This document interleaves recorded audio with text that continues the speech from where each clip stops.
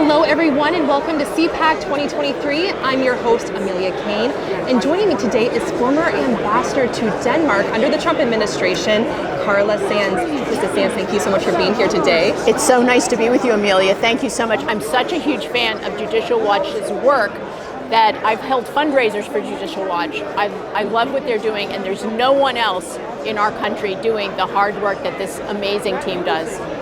Thank you so much. Yeah.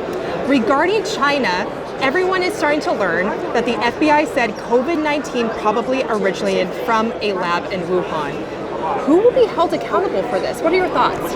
Well, so in my opinion, Amelia, I think that we should hold China accountable, and I believe that they owe us reparations. I believe that the loss of life and the loss of our precious businesses as well deserves to be compensated. And we know that the Chinese Communist Party knew that this pandemic, the COVID-19 virus, was active in Wuhan and killing their citizens. And they shut down the flights from Wuhan to the rest of China, and they opened them from Wuhan to the rest of the world. But they did more than that. When President Trump said, I'm going to close the borders to flights from China to protect American citizens, they got Tedros, who runs the WHO, which the Chinese Communist Party controls, to say negative things about President Trump's efforts to protect American citizens. And then they pushed European countries to accept those flights from China. And we know what happened. Tremendous loss of life in northern Italy because those flights were welcomed in, for instance, Italy. So we know that the virus came from the lab in Wuhan, and that is open source information. It's not secret information that I'm sharing. And China has to be held accountable. Following up, how big of a threat is China, and is the United States prepared? Because we are the world superpower after all.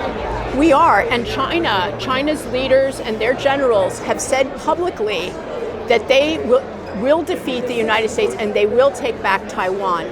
So they've been saber rattling. Meanwhile, our current administration has been saying they're a competitor. China is a competitor, and not acknowledging, if somebody says you're their enemy and you say, no, we're friends, we're not enemies, we're going to do more trade with you, you probably would say that person's foolish.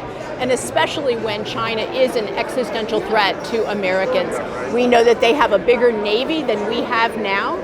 They're ramping up their arms and their capabilities, and they're not doing it the way we do it, through multiple bureaucratic processes that we go through at the Pentagon. No, they're doing it super fast and lean. So they're targeting to have a lethal force, and we're still going through the kind of 1970s, 80s process of bureaucratic effort and buildup, and that's not how we're going to succeed. We also have to make things in America. Like, we're not manufacturing everything we need to defend ourselves and our allies. And if we're in a conflict with China, which now they're threatening to back Russia and give them arms, so that will be a proxy war between US and China, not just Russia. We have to be able to have all the parts within easy reach, not being made 2,000 miles away, just in case they shut down free transport over the air or over the seas, because they're attempting to now expand their control. For instance, there's an island called the Solomon Islands that no longer welcomes American and British military vessels. They only have Chinese. So as they try to block our free transit and goodwill among all nations, which they're doing through often debt trap diplomacy, then we have real challenges in how do we project not just our strength, but also manufacture our arms. Absolutely. And being the world superpower, how did we allow the Chinese spy balloon, or should I say Chinese spy balloons, to come into our airspace? This just doesn't make sense to us. Right. There was also one just over Latin America. I was there a few days after it passed over Panama, for instance. So the Chinese are really taking stock at a low, clear surveillance, not from a high satellite, but from a low altitude, and able to collect information, not just images. And why our government, which knew it was there, didn't shoot it down before it entered our continental space, I'm not sure. But we do know that Joe Biden's family is compromised, right? They've done business deals and benefited from these deals by selling influence with Chinese, Ukrainian, and Russian government officials and government-associated companies, sometimes state-owned enterprises.